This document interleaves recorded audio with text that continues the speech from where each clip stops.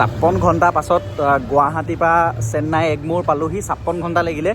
আৰু নগাঁও এক্সপ্ৰেছখন মানে বহুত মানে বহুত বেছিকৈ ৰখায়। এনেই আপোনাৰ ধৰি লওক ইমান সময় নালাগে। ৰুম পালোহি। ৰুমটো দেখাম বাৰু মই কেনেকুৱা। এতিয়া আহিছোঁ মানে অকণমান বজাৰ কৰিবলৈ। পূজাই ভাত বনাই আছে আৰু অলপ মানে পাচলি আলুগুটি ল'ব লাগে, তাকে আহিছোঁ। এইখিনি দোকান এখন খোলা আছিলে, এইখিনিতে দোকান এখন আছে, সেই দোকানখন বন্ধ। এতিয়া যিহেতু 10টা বাজিলে। এয়া হনুমান মন্দিৰ, সেই ফ্ৰণ্টত আছে হনুমান মন্দিৰ। আৰু অকণমান দূৰ গৈয়ে আছে আপোনাৰ এপ'ল' হস্পিটেলখন। এইখিনিতো এখন দোকান আছিলে, নাই বন্ধ।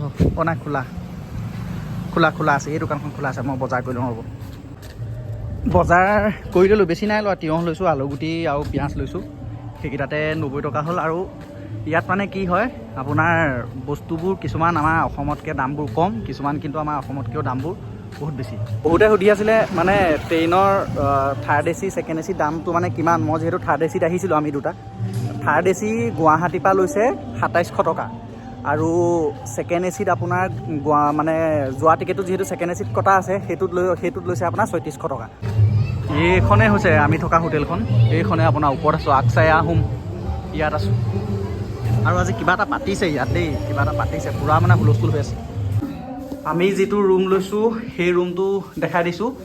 আপোনাৰ AC আছে আৰু ফেন আৰু আপোনাৰ ফ্ৰিজ আছে। ফ্ৰিজটো ভাল দেই, ফ্ৰিজটো ইমান বেয়া নহয়। মানে যোৱাবাৰ আমি ফ্ৰিজটো অলপ বেয়া পাইছিলোঁ, এইবাৰ কিন্তু ফ্ৰিজটো ভাল। তাৰপাছত এইটো আপোনাৰ ধৰি লওক কিটচেন। তাৰপৰা আপোনাৰ বাকী লেট্ৰিন বাথৰুমো ইমান বেয়া নহয়, লেট্ৰিন বাথৰুমো লাগিয়ে আছে। লেট্ৰিন বাথৰুমো এটাচ। তাৰপাছত আপোনাৰ 2খন বেড আছে, মানে আপোনাৰ 3জন মানুহ শুব পাৰিব শুওঁ বুলি ক'লে।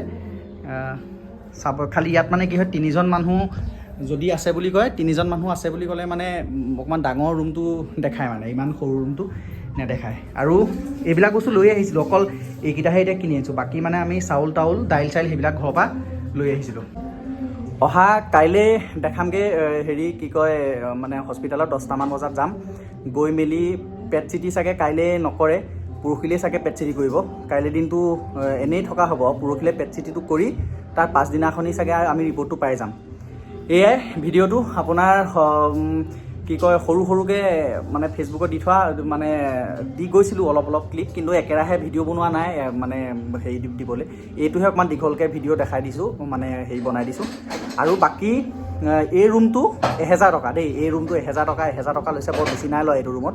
আৰু যদি 3জন মানে ইয়াতকৈ ডাঙৰ ৰুম লয়, 3জন থকা, তেতিয়া আপোনাৰ 1800 টকা 1700 টকা সিমান লয়। আৰু ইয়াতকৈ কম দামীও আছে, কিন্তু 800 টকীয়া ৰুমো আছে, 700 টকীয়াও আছে আৰু 600 টকীয়াও আছে। 600 টকীয়াটোত আমি যোৱাবাৰ আছিলোঁ, AC নাই আৰু মানে গৰম হয়, মানে বহুত গৰম।